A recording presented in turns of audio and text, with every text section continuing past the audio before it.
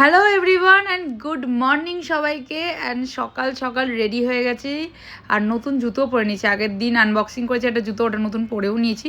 তো বেরোচ্ছি এখন, কোথায় বেরোচ্ছি তোমাদের সাথে শেয়ার করছি। যেহেতু আজকে কাজের দিদিকে আসতে বারণ করেছি, তার জন্য ঝুমু একটু ঘরটা ঝাড় দিয়ে নিই, কারণ বাসি ঘরে তো এমনিও বেরোনো উচিত না। আর এখানে টুবাইয়ের লাগেজ টাগেজগুলো সেট আপ করছে।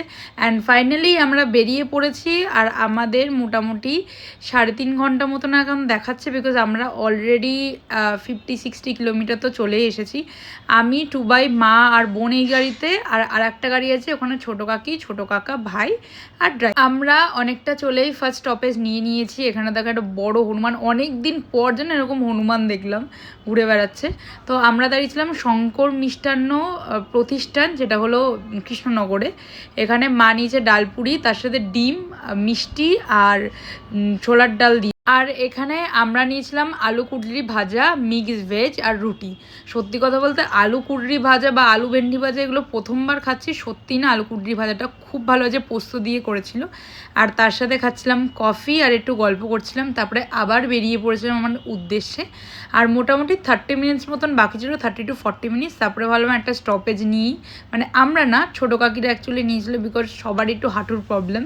অ্যান্ড ফাইনালি পৌঁছে গেছি আমাদের ডেস্টিনেশানে। এসেই আগে দেরি না করে বসে গেছি লাঞ্চ করতে। অর্ডার দিয়েছিলাম ডাল, আলু ভাজা, আলু পোস্ত, হোম স্টাইল আলু ভাজা, ভাত তো অবভিয়াসলি ছিল। আর এই জায়গাটায় যতবার আসা হয় বাবা এই হোটেলেই স্টে করে, বিকজ পোস্তর বড়া খাওয়ার জন্য। তার সাথে ফুলকপি আলুর তরকারি আর পটল আলুর তরকারি। আমরা পুরোপুরি নিরামিষই খেয়েছি। অ্যান্ড ফাইনালি স্নান করে বিকেলের দিকে বেরিয়ে গেছিলাম। এবার মানে তোমাদের বলেই ফেলি কোথায় এসেছি। তোমরা যদি কেউ বলে মানে বুঝতে পারো তাহলে কমেন্ট সেকশনে জানিও। আমরা অ্যাকচুয়ালি এসেছিলাম তারাপীঠে। বিশ্বাস করো এটা আমাদের 2 দিন আগের প্ল্যান, মানে পরের দিনই আসার কথা ছিল, বাট আমরা ওদিন করিনি, কারণ টুবাই যেহেতু কাজ ছিল। তো পরের দিন এসে মানে ফ্রাইডে এসে আমাদের থার্সডে যাওয়ার প্ল্যান ছিল। এত ভালো পুজো দিয়েছি, পুরো মন্দির ফাঁকা ছিল, কারণ সন্ধ্যাবাটির টাইম হয়ে যাচ্ছিলো তাড়াহুড়োর জন্য। লাইফে এত ফাঁকা মন্দিরে প্রথমবার পুজো দিলাম। আর তারপরে আমাদের সন্ধ্যা আরতি দেখারও মনে হয় এবার সৌভাগ্য ছিল। ঠিক গেছি আর তার কিছুক্ষণ পরেই সন্ধ্যা আরতি শুরু হয় বলে আমরা ওয়েট করেছি। অ্যান্ড তার সাথে শুধু এই না, সন্ধেবেলা ঠাকুরকে যে ভোগ দেওয়া হয়েছিল সেই ভোগের থেকেও আমরা একটু ভোগ পেয়েছি।